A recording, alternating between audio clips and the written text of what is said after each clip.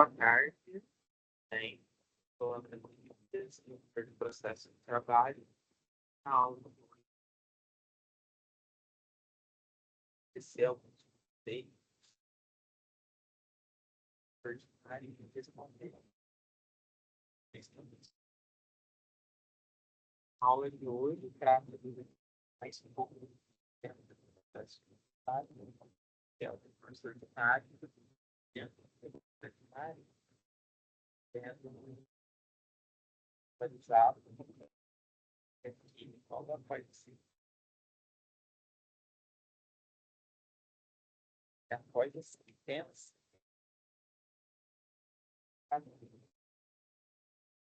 eu terá que o recurso ordinário ele é capítulo 2, ações.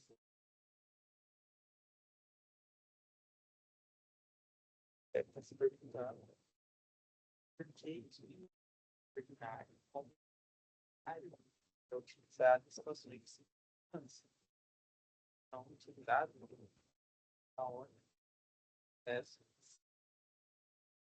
reais, quais são as circunstâncias? Mas eu posso citar alguns processos gordo, porque calma,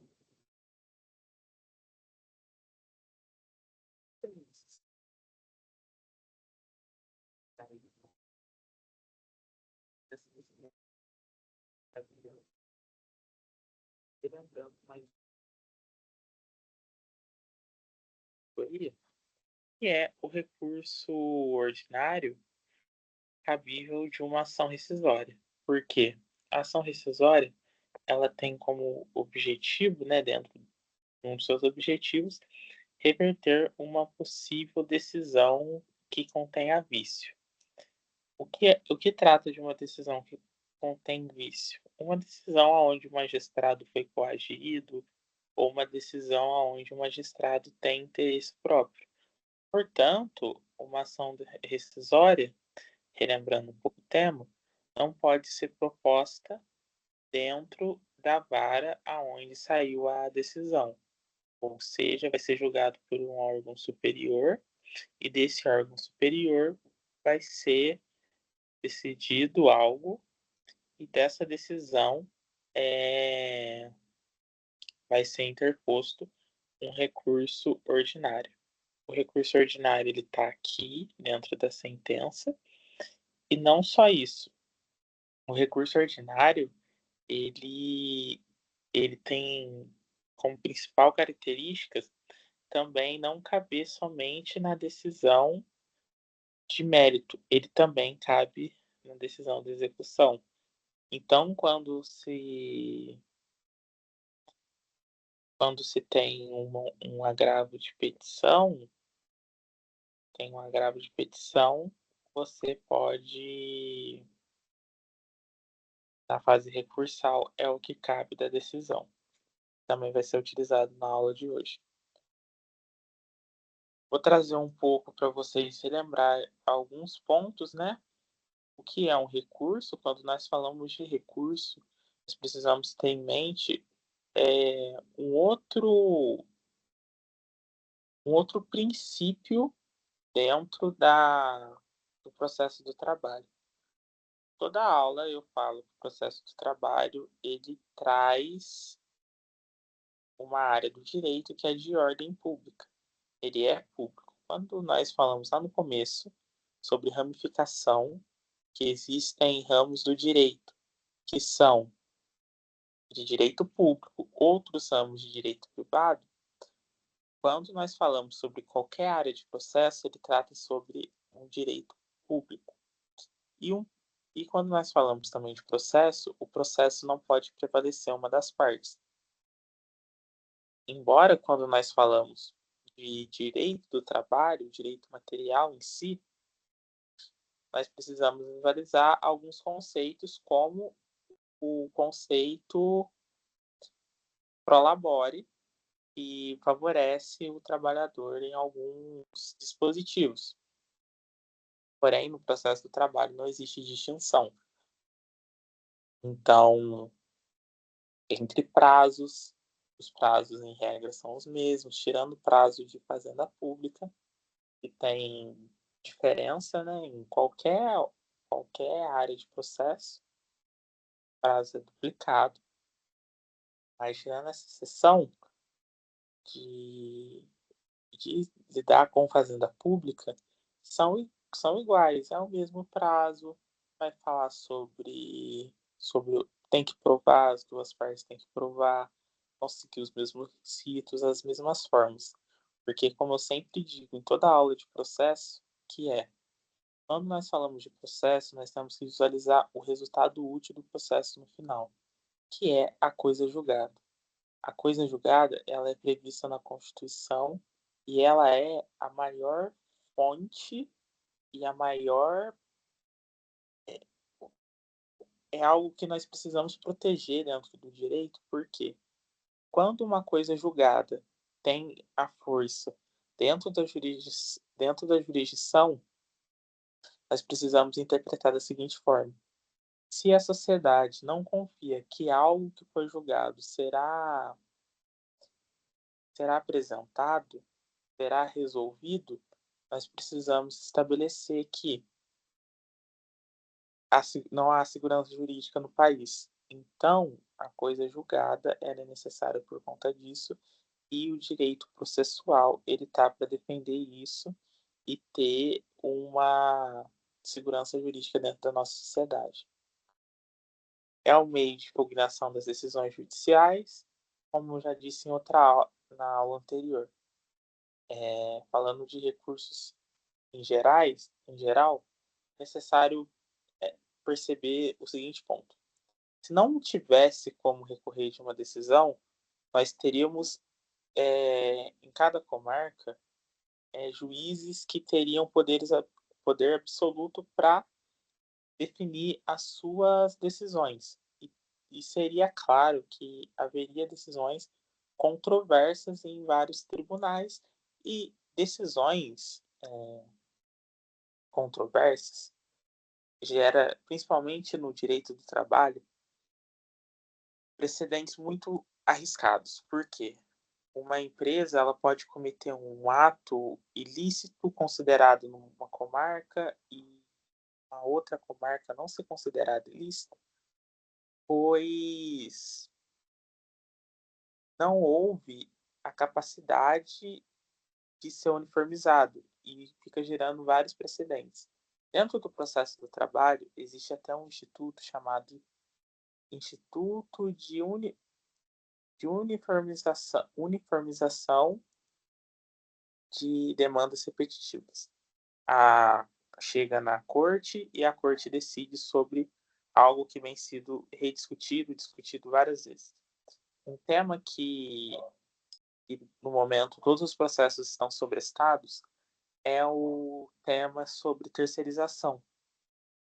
Terceirização não, sobre uberização, que é quando a pessoa presta serviço para uma dessas plataformas digitais, como a Uber, iFood, e qual que seria a relação de emprego entre elas.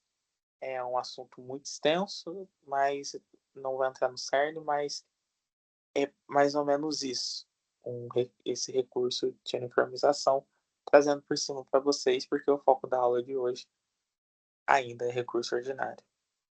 O recurso ordinário, ele garante duplo grau de jurisdição.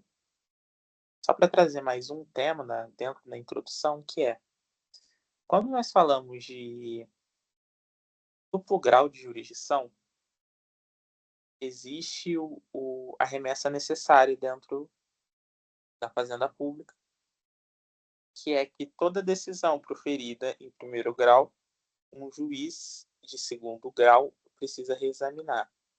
Esse reexame ele é utilizado somente para a fazenda pública. Então, quando há um processo contra a fazenda pública, existe o reexame necessário. Quando nós falamos de recurso ordinário, já para diferenciar do recurso de revista, ele trata somente de fatos e provas. E, por exemplo, no recurso de revista, você não reexamina provas. Então, ao momento de você trazer que uma prova não merece ser reconhecida, ou a decisão que fundamentou foi reformada, ou no momento que houve cerceamento de defesa, tudo isso é trago dentro do recurso ordinário. Por quê? Na aula anterior, nós falamos um pouco sobre o mandado de segurança. O mandado de segurança, ele existe poucas, poucos momentos que você pode utilizar dentro da Justiça do Trabalho, mas ele é um, mas quando tem decisão interlocutória, é decidido dentro do recurso ordinário, não por agravo de instrumento, como é no Código de Processo Civil. Falamos sobre o tópico aqui sobre examinar fatos e provas, que somente no recurso ordinário. Quando é mais para frente, vai falar sobre tópicos específicos que existem no recurso de revista, que são violação de lei federal e súmulas, mas tem outros também. Está previsto no artigo 895 da CLT. Aqui.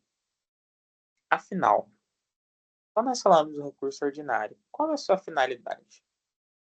Corrigir erros de fato e de direito, permitir nova apreciação da causa pelo tribunal e garantir a ampla defesa e o contraditório. São três tópicos, e são três tópicos que traz princípios do direito, né? Quando vamos falar erros de fato e de direito, provavelmente são situações onde o magistrado de primeira instância não deu a devida importância para aquilo que foi apresentado pela defesa. E a ampla defesa e o contraditório está presente também no recurso ordinário. Tanto de você responder uma sentença, poder apresentar algo contrário, e tanto nas contra-razões. No final da aula, é o último slide, nós vamos falar um pouco sobre contra-razões, que é o instrumento utilizado pela parte que é recorrida para estabelecer a sua defesa. Então, no momento de apresentar a sua defesa, são as contra-razões.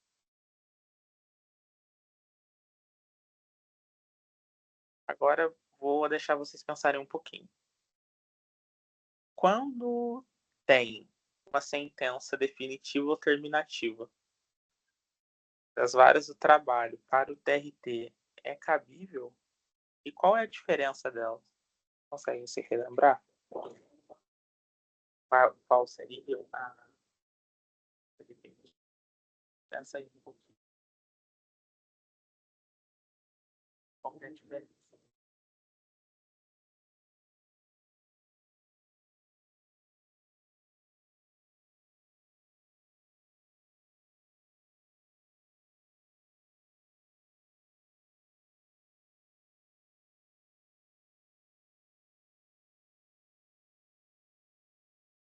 A diferença é a sentença definitiva, verdade?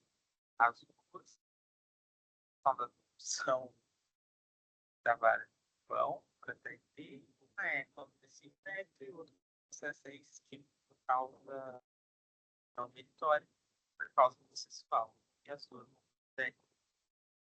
como eu disse na introdução, processos que são oriundos do TRT, eles vão para o TST através do recurso ordinário. Por que eu estou frisando isso? Porque quando nós falamos de processo de trabalho, vem logo a linha processual, lá no começo, na nossa cabeça. Petição, contestação, ação, Aí depois, audiência, instrução, na audiência tem contestação, na audiência tem acordo, não tem acordo, apresenta-se a contestação. Contestação pode ter uma audiência de contestação. Da audiência de instrução sai uma sentença. Da sentença, tecnicamente, você pode diz uma declaração, embargos, sentença você pode. Eu vou falar um recurso ordinário, com razões saem a ordem, e aí sai um recurso. Esse é um clássico mais comum no trabalho, mas nem sempre é assim. Uma ação deve ser o início dentro, que ela vai subir como recurso, não como recurso de vista. Processo que vem de uma vara do trabalho.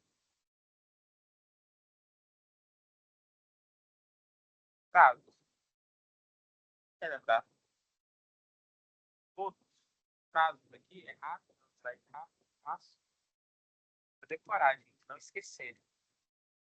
A maioria dos prazos do trabalho, quando se trata de vão ser 8 dias. Como funciona? Você vai na prática. Se vocês não são acostumados, existe um site diferente para se protocolar, que é o PJE. A Justiça Comum usa o do TJ, agora é EPROC, antigamente era o. Está sendo o EPROC e o ESAG ao mesmo tempo. Mas o da Justiça do Trabalho é o PJE. Você interpõe no PJE o seu recurso ordinário e depois ele sobe para o segundo grau se o juiz aceitar. Por que que isso acontece? São fundamentos formais e dentro da nossa aula de processo de trabalho é necessário lembrar que aqui nós falamos um pouco mais sobre formalidade processual do que sobre direito material em si. Mas para entender, é necessário pensar um pouco lá atrás, quando não tinha a facilidade tecnológica que a gente tem hoje em dia. Nós estamos no direito, talvez alguma pessoa aqui esteja assistindo a aula, já está no direito há muito tempo e está terminando de concluir a faculdade agora, ou está na área e está começando a graduação. Mas, em regra, as pessoas da nossa idade conhecem o direito praticamente todo digital, mas não era assim. Então, antes você ia na vara do trabalho, entregava para o juiz, se conferia se está tudo certo, preparo, depósito, se for causas, preparo e depósito, que a gente vai falar, e vai ser interposto o recurso. Falando um pouco mais sobre requisitos formais. Só para trazer outro ponto aqui, antes de falar dos requisitos formais, que são quem pode recorrer. É meio lógico, né? Quando tá até aqui no slide aqui, ó, o termo inconformismo. Mas será que o direito entende que o inconformismo ele é para todas as pessoas? Para todo mundo que está acessando aquele processo? Creio que não. Só pode entrar com recurso aquelas pessoas dentro do processo que perderam. Então, se você ganhou tudo, por exemplo, foi parcialmente procedente uma sentença. Sendo parcialmente procedente essa sentença, tanto para o bem, tanto para o mal, essa sentença ela pode ser recorrida pelas duas partes.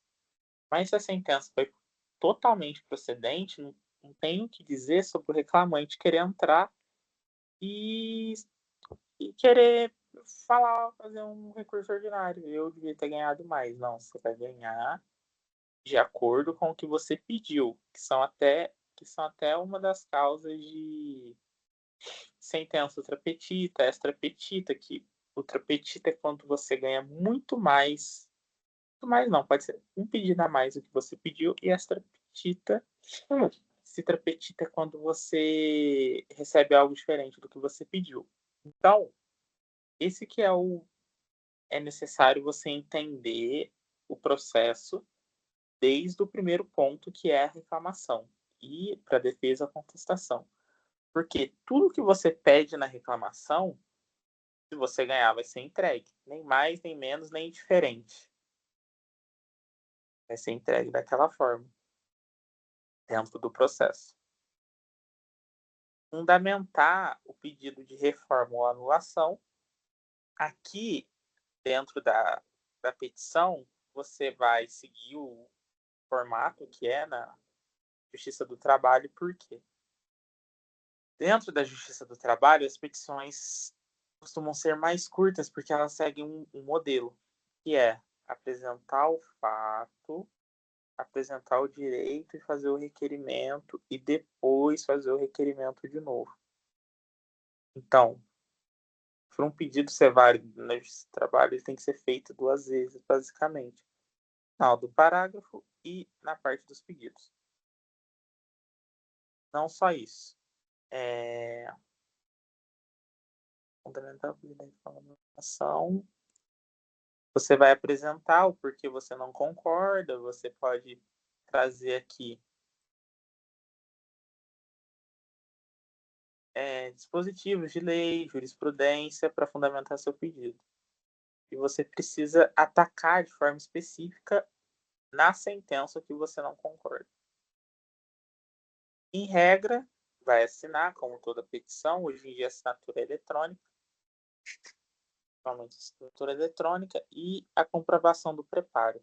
Eu falei sobre o preparo 2 vezes e não aprofundei com vocês. O que é preparo? Preparo é quando você entra com uma petição e essa petição entra com recurso e é necessário pagar um valor para entrar com esse recurso, que são as custas e o depósito recursal. Quando se trata de fazenda pública, fundação, existe o rol aqui certinho dentro da CLT, no 899, que traz todas as pessoas jurídicas que não pagam preparo ou pagam metade do preparo.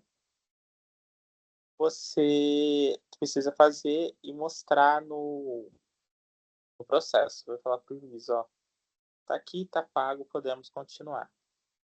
Por que existe isso? Dentro do depósito recursal, você já está garantindo o juízo. Você mostra para o juiz e fala, eu tenho tanto... Não mostra, né? O legislador pensa assim. Já que você tem tanta certeza que você está certo, garante o juízo. Paga. Paga aí. E se você perder, a pessoa não vai precisar ir atrás do dinheiro dela de novo. Então, se você fez o depósito recursal e ganhou esse dinheiro, volta para você, ok. Se você perdeu, no momento que acaba o processo, esse dinheiro já é encaminhado para a pessoa. Geralmente, em grande parte, na prática, é o reclamante que entra com recurso ordinário, porque grande parte é portador de justiça gratuita, que está dentro dos requisitos de não pagamento de custas processuais. Vocês lembram sobre efeitos de recurso? Falamos, aparece bastante dentro do Código de Processo Civil, fundamento dos recursos, que é devolutivo e suspensivo. Quando nós falamos efeito devolutivo do recurso ordinário, é basicamente, eu pego essa matéria e devolvo para o judiciário. Efeito devolutivo é isso, gente. Não tem muito o que eu falar mais sobre ele. Porque efeito devolutivo você vai lembrar sempre de devolver algo ao judiciário. Você vai pegar isso e falar, judiciário, toma de volta, analisa o que é meu e dá a sua decisão. Você fala ao tribunal: "Analisa isso daqui de novo, eu não concordo. Eu devolvo ao poder público, à jurisdição pública, decidir isso de novo". E o efeito suspensivo, em regra, não suspende a execução provisória. Então tá tudo isso daqui tá acontecendo, e na fase de execução, ó, vambora, vamos procurar bens para satisfazer. Se não for caso de pagamento de depósito recursal, né. Então, achou um carro, segura esse carro na execução, e se perder vai ser esse carro aqui mesmo. E tem 2 súmulas que eu quero muito que vocês leiam após a aula. Quem estiver anotando, anote, por favor, o número das súmulas, que é 393 do TST, 283 do TST. Uma fala sobre a devolutividade dentro do RO e a ausência de efeito suspensivo automático, que é você necessariamente precisa pedir para o RO ter efeito suspensivo.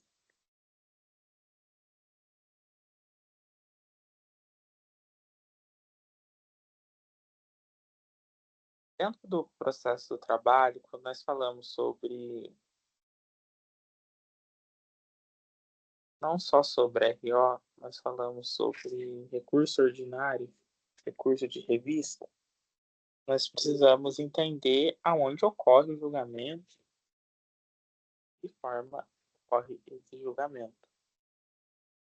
Quando nós falamos sobre recurso dentro da Justiça do Trabalho, nós vamos pensar em endereçamento para um desses 3 lugares: TRT, TST ou STF, porque são os cabimentos dentro da Justiça do Trabalho.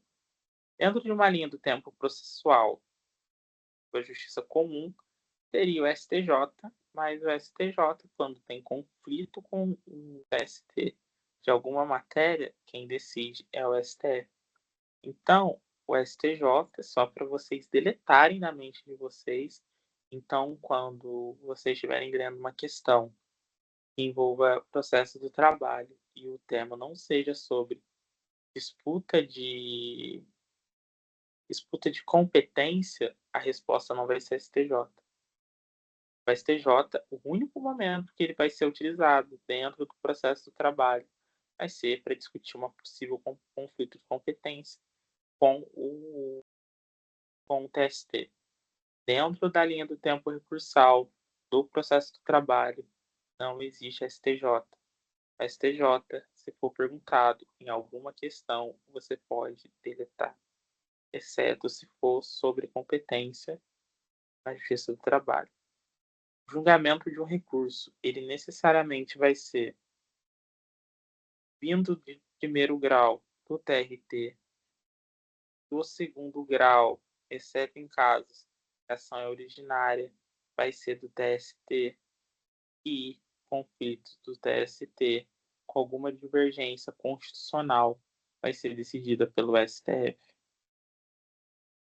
Rápido, simples, voltamos a falar sobre competência para vocês conseguirem visualizar que dentro da fase recursal são esses, é isso, é basicamente isso, é essa linha do tempo. Quando um recurso é julgado, ele pode ter o seguinte, tem algumas palavras que são utilizadas dentro do recurso. Não está aqui no slide, mas vou relembrar com vocês. Quando sai uma sentença, o juiz fala: "Conheço e dou provimento. Não conheço e não dou provimento".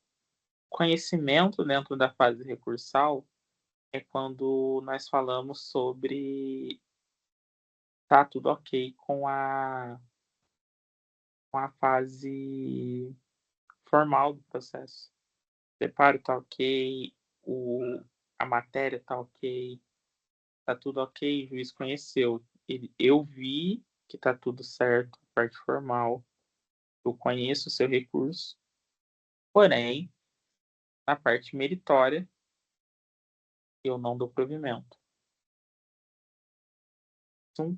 Se um recurso não é conhecido, como tudo no processo, ele não pode ser julgado mérito. Então, eu não conheço o recurso, não dou provimento. Então, no momento que é conhecido o recurso, pode-se dar o provimento ou não. Não só isso.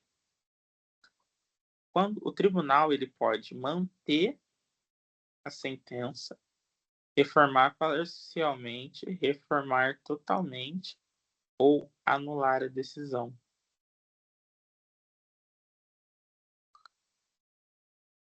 É isso que pode acontecer dentro da Justiça do Trabalho, quando nós falamos sobre fase recursal.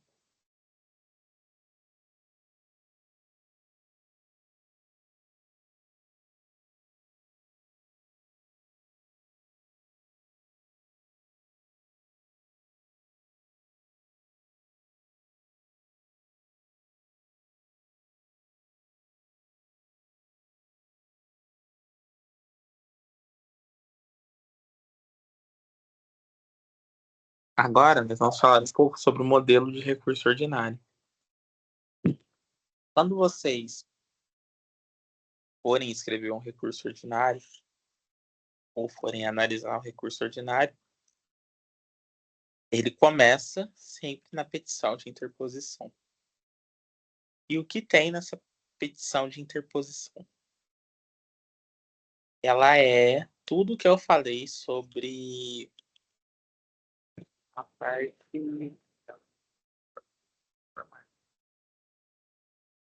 Então, você vai falar.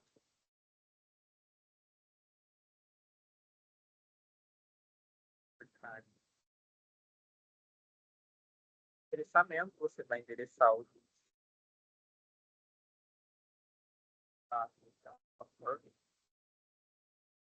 dando para ele, eu separo, peço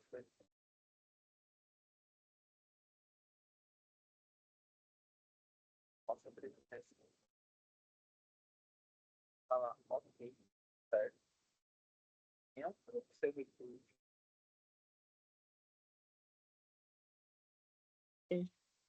Tá tudo certo. O juiz é porque ele não pode julgar mais o mérito, ele já julgou. Então ele só vai analisar a forma e vai falar, ok. E aí ele vai olhar para cima e vai falar, tá certo esse recurso.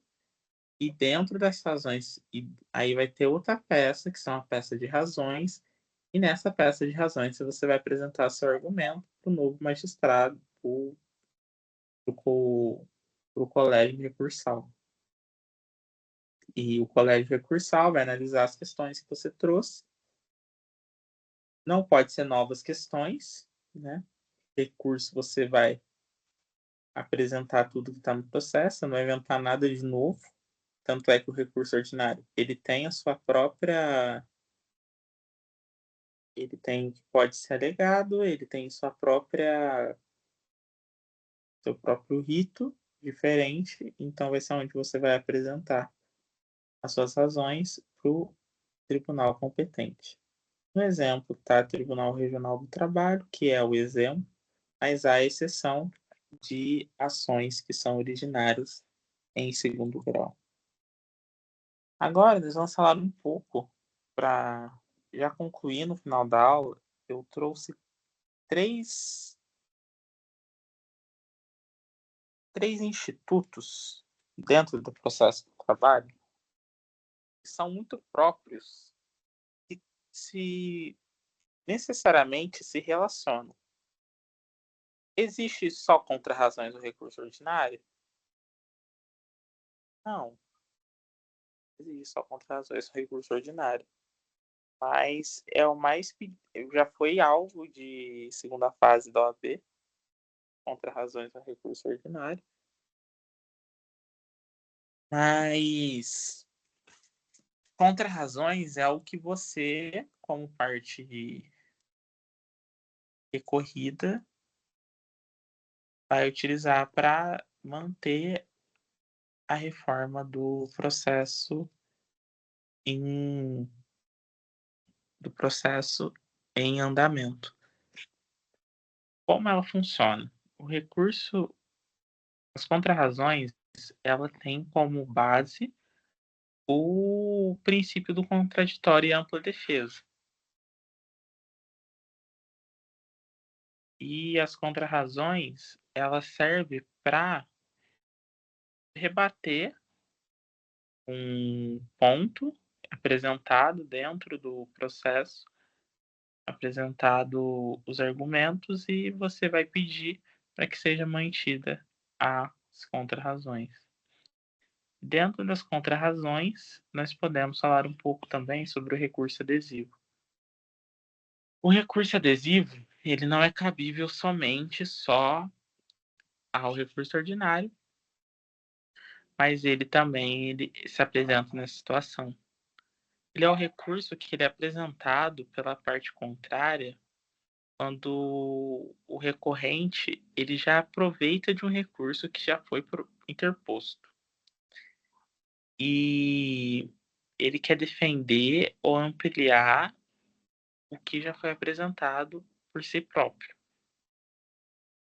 E a finalidade dele é permitir que a parte que não recorreu dentro do prazo recorra para manifestar sobre o recurso da outra parte, apresentando ainda seus pontos. A principal diferença dele para contrarrazões é essa. Contrarrazões você vai só responder e recurso adesivo você provavelmente vai apresentar outra coisa respondendo aquilo. Um prazo diferente, certo? Geralmente é um prazo de recurso principal para apresentação. O recurso adesivo não tem um, um artigo atuando ele dentro da CLT, mas geralmente se usa 8 dias para respondê-lo. Também o recurso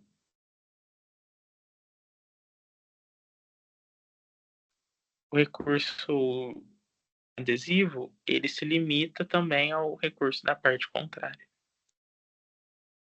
Falando um pouco sobre agravo de petição, ele é utilizado também dentro do processo para falar sobre decisões interlocutórias ou definitivas produzidas pelo juiz na fase de execução. Então, decisão de execução cabe agravo de execução. A finalidade dele é garantir que erros ou injustiça na execução seja pressionado pelo tribunal competente. Então, para você visualizar um agravo de petição, é necessário você imaginar onde que ele é cabível. Sai uma decisão de um embargo à execução, uma impugnação, ter embargos e uma decisão que você não é a parte que ganhou, você entra com agravo de petição para debater sobre aquele tema.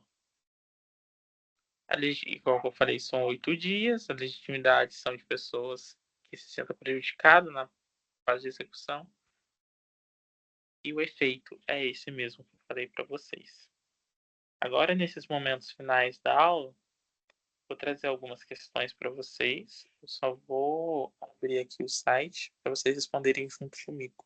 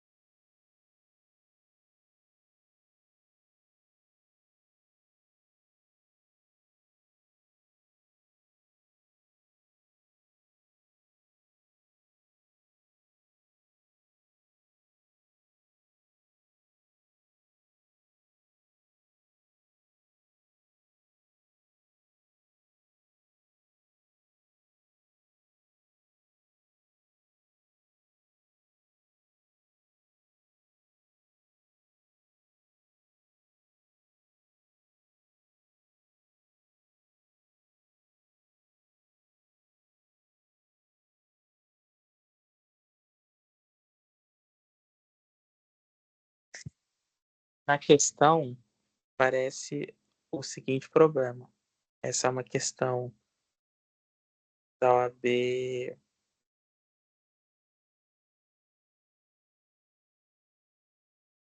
do ano de 2024. Não, mas essa daqui foi da que eu fiz, não. Mas enfim.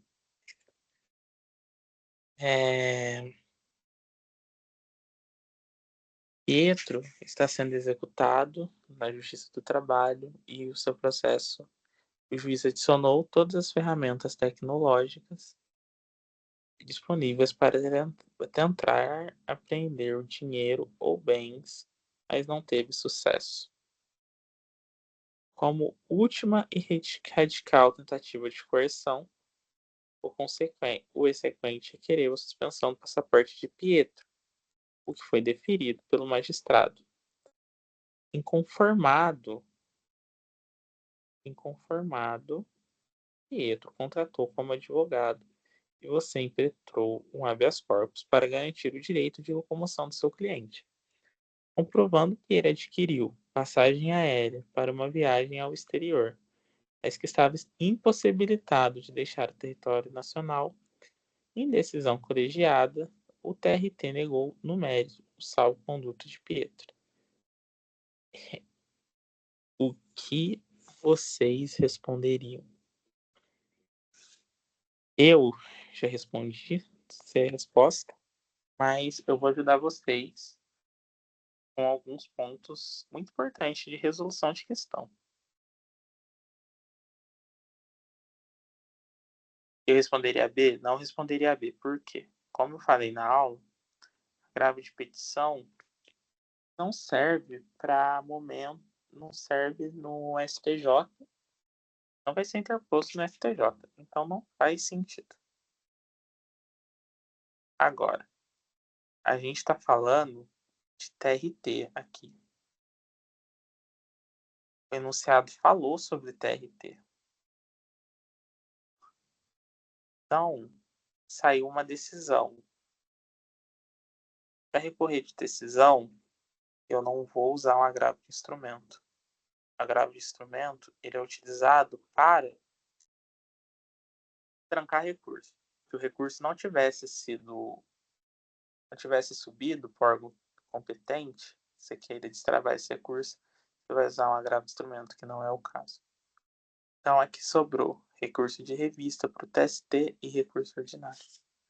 Na aula de hoje, eu falei algumas vezes sobre alguns pontos dentro do processo do trabalho que tem diferenciação. O habeas corpus, ele é interposto na justiça de segundo grau. Até de uma forma implícita, não se fala aqui nesse case sobre juiz de primeira vara, porque a tentativa da banca nesse processo aqui é procurar saber se você sabe se existe outra classe de processos que são originários. Ou seja, a resposta que sobrou é recurso ordinário para o TST. Sim, é cabível recurso ordinário para o TST em situações aonde a ação originária é prevista.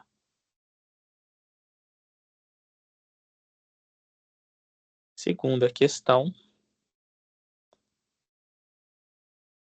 Eu já acertei também. Eu fiz o exame 44. Acho que não foi esse. Não lembro dessas questões. Acho que eu respondi anteriormente elas antes da prova. Mas enfim. Em sede de reclamação trabalhista, a decisão deferida horas extras. Então aqui, ó, outro ponto, outro macete para responder a questão. Em sede de reclamação trabalhista, a decisão deferida horas extras para o autor transitou em julgado. Transitou em julgado, então aqui a gente pode excluir. Se tivesse, não tem nas respostas, mas por exclusão. Nós excluiríamos reclamação trabalhista, contestação, certo? Essas duas já se ocuparia, e algo sobre a audiência. Então, aqui, mais para frente, no outro parágrafo, deixa mais claro. Após a liquidação de sentença, fixado o débito em 10.000, a sociedade empresária que é ré foi intimada a pagar. Ocorre que você, advogado da sociedade empresária ré, os valores estavam incorretos, que seu cliente teve um veículo penhorado para garantir a execução. Você apresentou embargos de execução tempestivamente contestados pela parte contrária. O juiz julgou improcedente a ligação e o manteve o valor. Seu cliente lhe perguntou se haveria mais alguma medida para discutir o valor. Não é agravo de instrumento, como eu disse na questão anterior. Ele não é cabível aqui. Recurso de revista, não cabe recurso de revista nesses casos. Não é ordinário, porque antes de uma decisão ir para saiu uma decisão, cabe agravo de petição. Terceira e última pergunta, para nós iniciarmos a monitoria de hoje, é sobre a prova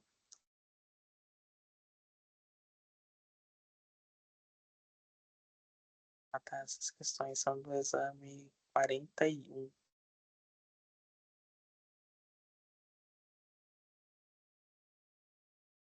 Depois de fracassar a tentativa pacífica para realizar uma convenção coletiva de âmbito municipal, o Sindicato dos Empregados ajuizar o dissídio coletivo que, depois de regularmente processado os moldes da lei, recebeu sua sentença normativa, onde o Sindicato dos Empregadores não concorda com algumas das cláusulas fixadas e pretende recorrer da decisão.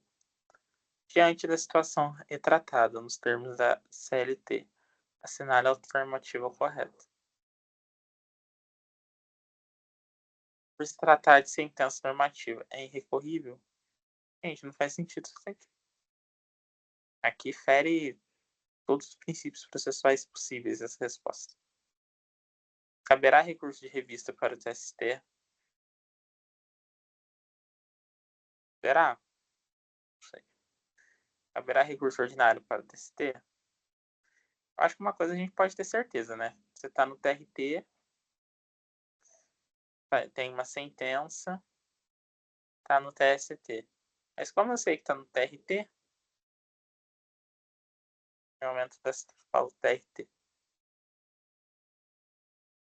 Porque aqui, dentro do enunciado, se imagina que o aluno, a OAB imagina que você sabe que uma negociação vai ser interposta direto na Justiça do Trabalho, em segundo grau. Decisão de segundo grau, em processo de ação originária de segundo grau, não cabe recurso de revista, TST, cabe sim recurso ordinário. Letra correta é a letra A. Agora, para terminar a aula, vamos de revisão? Só para analisar alguns pontos.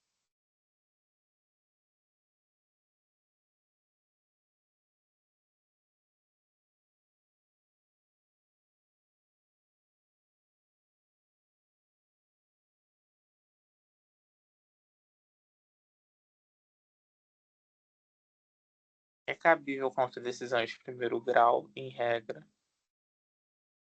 A exceção em processos originários de segundo grau, que aí você interpõe para o TST. Prazo de 8 dias. Possui efeito devolutivo.